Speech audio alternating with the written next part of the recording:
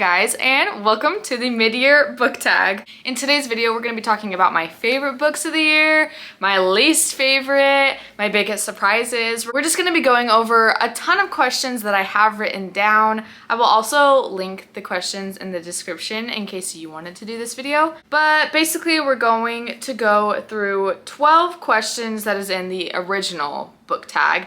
And then I am going to be doing Katie Whitrock's edition of this. She just adds on 8 questions at the end, and so I'm gonna be doing that. I'll try to tag her if I can figure out how to do that. This one might be a bit long, so I would grab a snack for sure. But let's just get straight into this, shall we? For each of these questions, I have 2 to 3 books because I can't just choose one, obviously. So the first question is, what is the best book you've read so far in 2024? I have 3 books for this, of course, and that is Binding 13 by Chloe Walsh. This is a romance between Johnny and Shannon. Johnny plays rugby at this really fancy school and he's really rich, and Shannon has been bullied her whole life and she has a really hard home life, and they just kind of hit it off, and it's the most sweet and beautiful romance I've ever read. It is so emotional and impacting, and I've just never read something like this. It is so amazing. Then I have Queen of Shadows by Sarah J. Maas. This book is just ingrained in my brain. But basically it's about this girl named Selena Sardothian, and she is an assassin, and it's just a story about her life, about her friends, the challenges she faces, and it is just basically insane and beautiful. And going along with that, I also have Kingdom of Ash, which is the last book in the series. Did I say this is the Throne of Glass series? Because it is. All right, book number 2 is best sequel you've read so far in 2024, and for that I have Keeping 13, which is the book that comes after Binding 13. I don't need to talk about this obviously because I just talked about Binding 13, but the sequel is just even better than Binding 13. I had such a good time with this. And then we have Ruthless Vows by Rebecca Ross. This is the first book that I read this year. It is the sequel to Divine Rivals, which was just such a good book. It's basically just like a historical fantasy about a war with the gods. It feels like you're reading a book about like World War II or something, and it's just this epic romance. Oh my gosh, it's so good. And I thought Ruthless Vows was even better. It was so intense. I loved the story, and it brought in more elements of magic and the gods and stuff, and I just really loved it. Next is new releases you haven't read yet but you want to, and for that I have The Last Murder at the End of the World by Stuart Turton. This one just sounds so fun. It has fun sprayed edges too, but it's basically about, there's this island that is just kind of like idyllic. I'm pretty sure there's been some sort of sickness outside of the island, and this is like the one place that is good. Oh, it's like maybe a mist that is killing people. But then one of the scientists that is keeping the fog out dies, and so you're like solving this murder before everyone dies from the fog, which is just really interesting, and I can't wait to read this. And then we have 5 Broken Blades, which is just so stunning. This book is about 5 liars who are trying to kill the king, and it's just like a fun little competition kind of thing to see who can kill the king. And I've just heard really good things about this. It has a cool drawing of a blade. Anyways, this one just sounds very interesting. It seems perfect for me. All right, the next question is most anticipated releases for the second half of the year. And for that I have A Novel Love Story by Ashley Poston. I also have Phoenix Keeper, and then I have Fear the Flames. I'm not gonna go into depth about what they're about because I don't have the books with me right now and I can't read the synopsis. All right, we have the biggest disappointment of the year. And I do only have 1 book for this because I don't wanna dwell on the books I didn't like. But that sadly is Just for the Summer by Abby Jimenez. No one else is going to be saying this, I guarantee. But I don't know, it didn't hit me like it should have. And it was just really disappointing because I wanted to love this so bad, but it just fell flat for me. Next we have the biggest surprise of the year. For that I have Dragon Fruit. This book is so good. It is going to be making my top favorite books of the year. I just know it. I think I rated this 4.5 stars. because I know it's not a 5-star, but it still is one of my favorite books of the year, if that even makes sense. It just is. It's just so good. This is about a girl who was poisoned when she was younger. She was the page to the queen, and so her and the queen were poisoned. In this world, there are sea dragons, and if you happen to get one of their eggs, which is called dragon fruit, and you eat it, your biggest sorrow will be taken away, basically. But it's at a cost. When she's in a coma, her dad gets a dragon egg and feeds it to her. And so she wakes up, but then he dies, so then she's on her own for years and years, but she comes back to this island, and it's basically a story about trying to find another dragon egg for the queen to wake her up from this coma. And it's just so good, so magical. There's a cute little romance. It's not heavy, but I just really, really love this. And the next question is, what is your favorite new author? And for that, I have Emily Henry and Leigh Bardugo. I am just really loving their books. For Leigh Bardugo, I've read the Shadow and Bone trilogy, which is just so good. And then Emily Henry, I've read Happy Place, People We Meet on Vacation, and Book Lovers. No, that's not true. Beach read. And then we have newest fictional crush. And for that, I'm choosing Dorian from Throne of Glass. We also have the Darkling from Shadow and Bone, and then Gus from Beach Read. Next question is, book that made you cry. And these two, I literally sobbed. Number one is Shark Heart. This is by Emily Haybeck. This made me sob, and I was holding back sound. I do not cry with sound, but for this book, I was literally like, it impacted me so much because it deals with like the loss of a significant other. Oh, it just hit me too hard. And then Happy Place by Emily Henry. I did post a vlog about this. I cried for hours. Literally, you can see a theme. I don't like reading about just relationships that are struggling, that are in turmoil.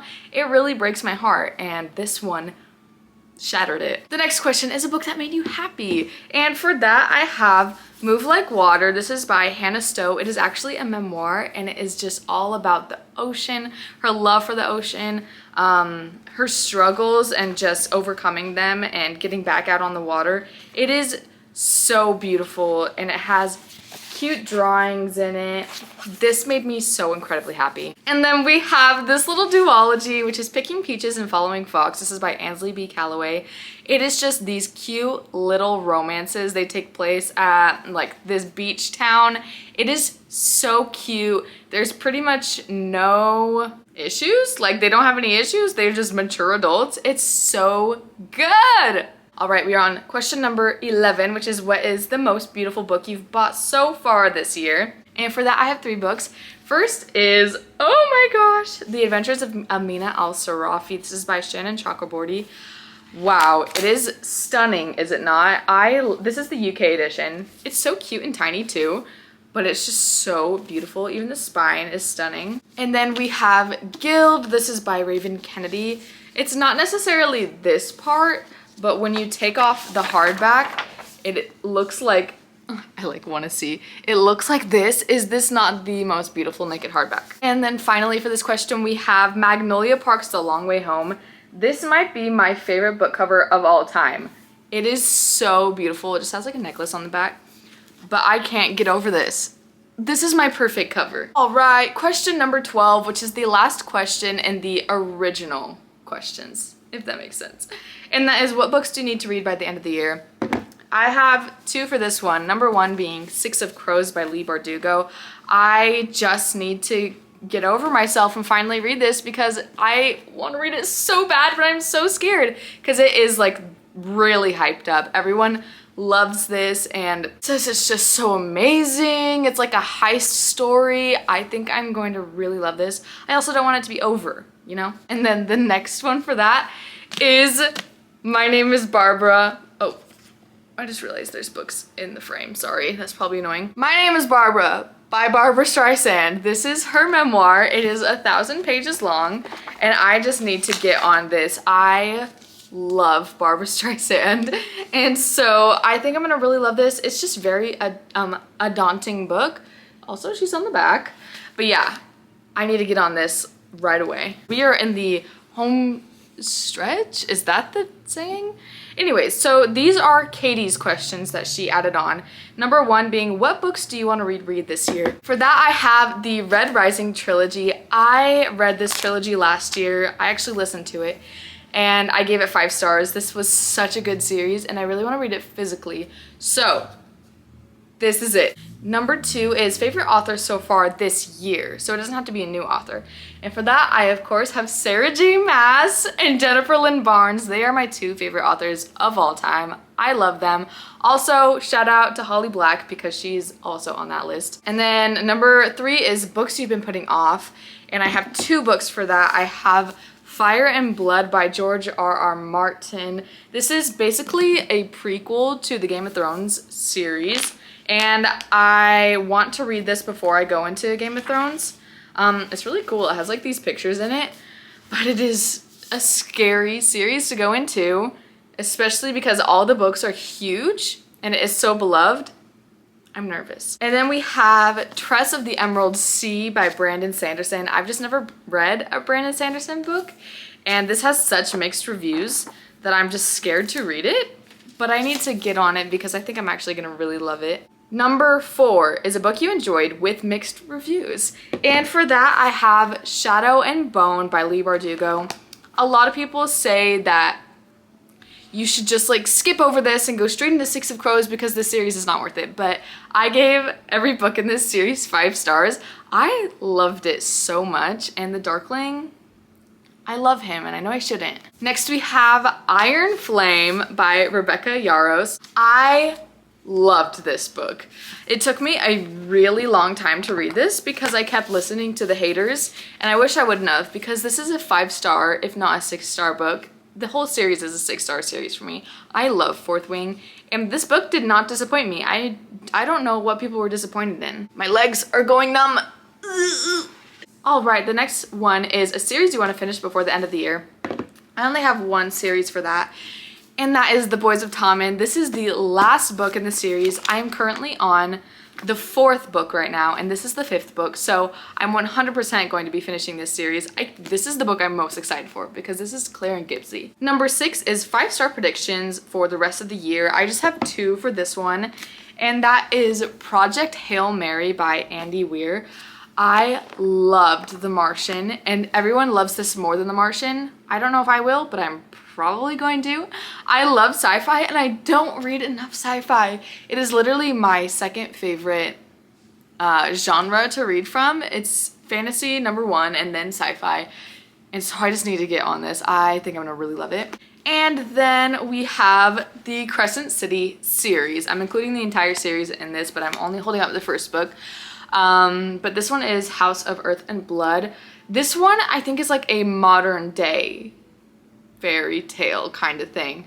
Like, it's still Fae, it's still Sarah J. Maas's like normal story, I would say, normal kind of cast of characters, but it's just set in the modern day world, and I think I'm gonna love this. Book number 7 is question number 7 is, do you think you'll reach your reading goal? And for that, I will say yes. Let me talk to you a little bit about my Goodreads right now. My goal at the beginning of the year was 85, and I quickly bumped that up to 100 because I'm at 70 books right now. I've read 70 books this year out of 100. So I might bump it up even more, but I don't know if I will. Number 8 is any new goals for the rest of the year. My only goal reading-wise for the rest of the year is just to have a good time. Last year I did say like I want to slow down and I just want to read 1 book a week and like really take my time with it, but I understand myself as a person, that's not who I am. I'm going to be reading, so I just want to have a good time, and that's it. Thank you so much for watching. This video is actually a lot shorter than I thought it was going to be, but please let me know in the comments what has been your biggest disappointment this year and your favorite book this year. Thank you so much for watching. I will see you in my next video. Bye!